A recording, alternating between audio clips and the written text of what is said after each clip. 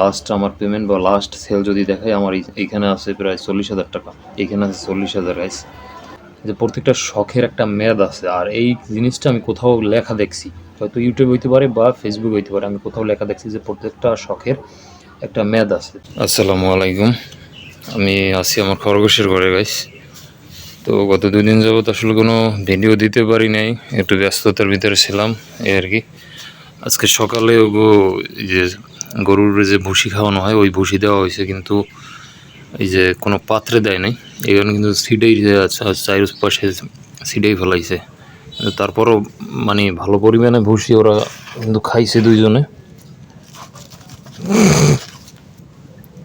আর এইখানে এই যে কলমি হাইসে শাক দেওয়া হয়েছে আমাদের এইখানে, কিন্তু এটা খুব অ্যাভেলেবেল এই শাকটা, মানে ঘাসের থেকেও খুব অনেক বেশি আমাদের বাড়িতে যদি বলি গাইস, প্রচুর পরিমাণে। তো এর কোনো আবার সাইড ইফেক্ট আছে কিনা আসলে আমি জানি না, এগুলো তো গত 2-3 দিন যাবত খাওয়াইতেছি এগো এই আর কি। এই একজন আর ওই একজন।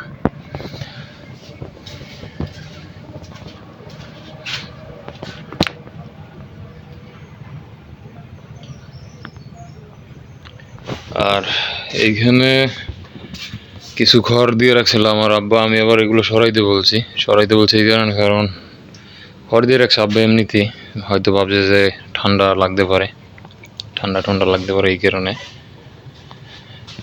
এই আর কি। কিন্তু এইখানে গাইস আমি যদি বলি, আমার এখানে একটা সমস্যা আছে যে এই যে জায়গাটা দেখতেছেন, এখান থেকে গরু পালন করছি, তো ওই মাথা থেকে এই পর্যন্ত মানে এইভাবেই কোনো মানে তেমন একটা উঁচা করে বেড়া দেওয়া নাই। যদি দেখাই এই সাইড দিয়ে আমার শুধু একটা নেট টানা আছে, আমি নিজে দিয়েছিলাম এইটা, তাও ওই নেট ছিঁড়ে তারপরে বাইরেই যায়, ওরা দাঁত দিয়ে কাটে। ওরা মনে হয় তাও কাটে ফেলায়। মানে কি বলবো, একটা জিনিস যদি আমি দেখাই আপনাকে, এটা করছে কি, এই যে আমি ইট দিয়ে রাখছি, এই যে প্লাস্টিক গাইস, এইটা কিন্তু নর্মাল প্লাস্টিক না, এত একেবারে মানে হার্ড প্লাস্টিকও না, নর্মাল না, মানে আরএফএলের যে একপথ মানে লাইলন প্লাস্টিক টাইপের এইগুলো, কিন্তু এই প্লাস্টিকও কাইটে ফেলাইছে। এই প্লাস্টিক দাঁত দিয়ে কাইটে তারপরে গাইছে এইখান থেকে বের হয়ে গেছে ওরা। এখন বোঝেন যে মানে কীভাবে এদের রাখতে হইবে আসলে। এইখানে মানে উঁচা করে আমি চিন্তা করছি যে চেরা দিয়ে এইভাবে সোজা করে মাইরে দিলে আমার মনে আর সমস্যা হইতো না। তো আমার এইখানে কিন্তু এই যে এরা একেবারে মানে বেহাল দশা করে লাগছে এইখানে। তারপর ওই যে পিছনে এই যে নেট দেওয়া, নেটের অবস্থা, আর আগে এইখান থেকে লাভ জাপ কম দিত, কিন্তু এখন বর্তমানে এইখান থেকে লাভ দিয়ে বের হয়ে যায়, তারপর সোজা ওই পিছনে দোকানে চলে যায় আমার ওইখানে এই আর কি। এদের আসলে আপডেট আজকে এই পর্যন্তই। আমি তো আপাতত আজকে কয়দিন মনে হয় 1 সপ্তাহ প্লাস হয়েছে, সম্ভবত 1 সপ্তাহ প্লাস হইতে পারে বা 1 সপ্তাহ হইতে পারে আমার টোটাল আনা। তো এখন পর্যন্ত তো সব কিছু ঠিকঠাক চলতেছে, জানি না সামনে কি হয়। আর একটা বিষয় হইতেছে যে জিনিসটা আসলে শেয়ার না করলেই না, মাঝে মাঝে অনেক জিনিস যতক্ষণ আমাদের সাথে না হয় আসলে আমরা অতক্ষণ এই বিষয়গুলো আসলে সিরিয়াস নিই না। যেমন আমি যদি একটা উদাহরণ দিই আপনাদেরকে, আর বিষয়টাকে সব হিসাবে নেবেন না, আসলে বিষয়টা কোনো সব করতেছি না, জাস্ট আমার একেবারে রিয়েলিটি বা হার্শ রিয়েলিটি আমি আপনাদের সাথে শেয়ার করতেছি এই কারণ যে জিনিসগুলো রিয়েলাইজ করার জন্য। আসলে অনেকে এগুলো শেয়ার করতে চায় না বা করে না, যার ব্যক্তিগত পার্সোনালি ব্যাপার। কিন্তু আমার মনে হয়েছে যে আমার আসলে শেয়ার করা উচিত, বা শেয়ার করলে একটু নিজে হালকা হওয়া যাইবে, এই ধরনের কথাগুলো আমি আপনাদের সাথে শেয়ার করতেছি। আজ থেকে যদি 2-3 বছর পিছনে যাই, 2-3 বছর, আবার 3 বছর পিছনে যদি যাই, তখন আমার মানে কঠিন লেভেলের আমার মানে একটা শখ ছিল, ভয়ঙ্কর লেভেলের বলা যেতে পারে।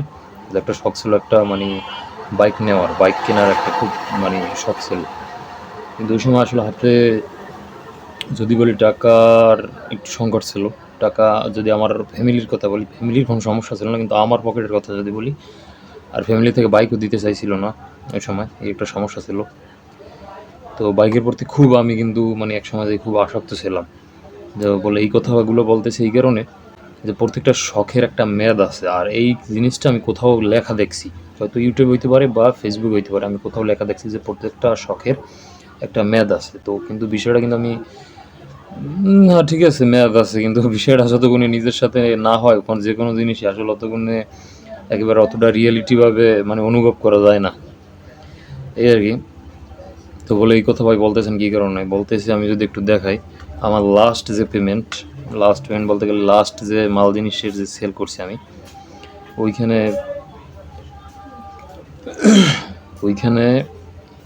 গতকালকে লাস্ট আমার পেমেন্ট বা লাস্ট সেল যদি দেখাই, আমার এইখানে আছে প্রায় 40,000 টাকা, এইখানে আছে 40,000 গাইস।